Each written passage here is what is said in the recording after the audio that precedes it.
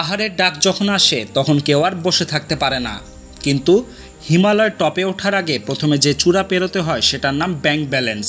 কারণ এভারেস্ট জয় মানে শুধু বরফ নয়, বরং বরফ গলার টাকার গল্প। খরচ শুরু হয় প্রায় $20,000 থেকে, আর কারো কারো পা থামে লাখ ডলারে গিয়ে।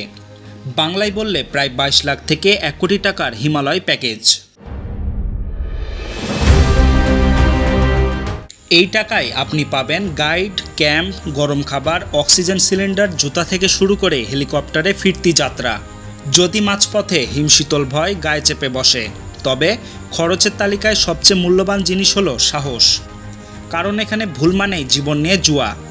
তবুও প্রতি বছর শত শত মানুষ এই পর্বতের প্রেমে পড়ে বাড়ি থেকে বেরিয়ে পড়ে। কারণ এভারেস্ট শুধু একটা পাহাড় নয়, এটা একটা অহংকার, একটা জীবনের গল্প, যা একবার লেখা হলে চিরকাল অমর থেকে যায়। নিউজ ডেস্ক, প্রতিফলন।